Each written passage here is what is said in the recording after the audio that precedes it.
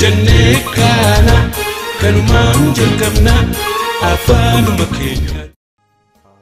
أبا جنيكانا كانوا ما جلكمنا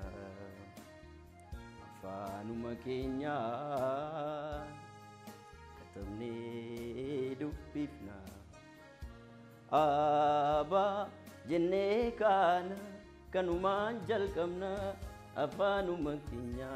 كتبني دبيفنا أبا جنيكانا كانوا ما جلكمنا أفانوا رموتي كتبني دبيفنا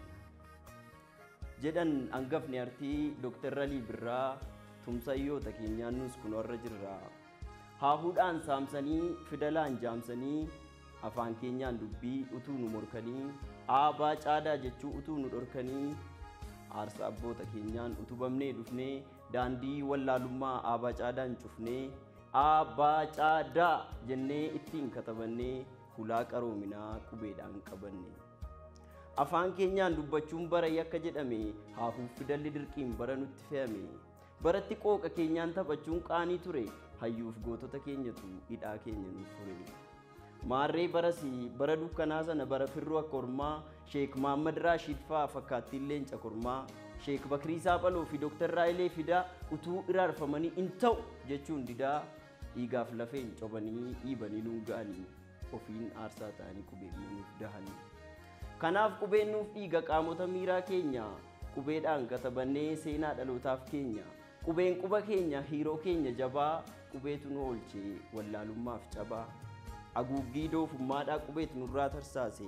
man'ee fidalaa diigee qubeetu gadarcaase qubeen eenyummaa keenya calaqqee sabboonummaa dungoo dukkana keessaa mallattoo iftoominaa cancala gabrummaadhaa qubeen ofirraa cirraa seenaa warra gurraachaa qubeen addunyaaf irraa seesituu sammuu suphituu eenyummaa meesituu dubbii wixinee tokkummaa hundee qaroominaa utubaasa guddaa madduumeef kalaqaa faajjii yeroo hundaa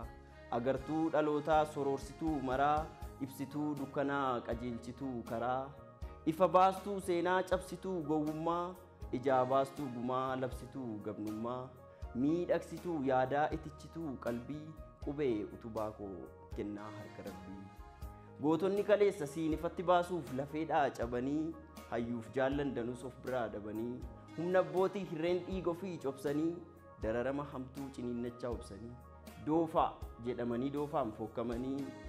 boolla qilee keessatti hidhaan dhokfamanii shira alagaaf firaa obsaan dandamatanii siin ifatti baafachuuf hadhaa dandamatanii hanga wareegamaatti lubbuu qabsiisanii guca dukkana keessaa siin nu dhaqqabsiisan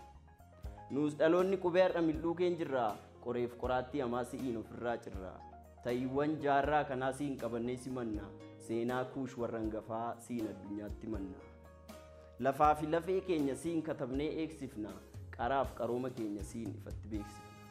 kanaaf si mararfanna agartuu keenyaan qixa cancala gabrummaatu si'iin nurraa cita kanaaf si kunuunfanna ruhii keenyaan gararraa dilbii seenaa kuufannee siin ceesifna bararra utubaa gurraachotaa abdii Afrikaa hundaa kalaqa oromootaa argannoon saba guddaa xaxaan afaan alagaa dhufa keenyurraa hafe qubee yaa ibsituu koo bu'aa dhiigaa fi lafee ammoo dudduubeen seenaa keenyaa qubeen akka gaaramuuf fuuldurri jiruu keenyaa cimee akka haaromuuf akka fakkaataa keenya addunyaa ilaalchisuuf mudaa fi madaa keenya gamtaan of yaalchisuuf tokko hadhaa fudhaanu keessaa gamtaan aafalannu lama gandaan wal qooduu dhiisnee gamtaan waa aafalannu sadii oromummaan masaknee tokkummaa cimsinu afur humnaaf ogumaan maknee qubeetiif yaa tumsinu shan galatooma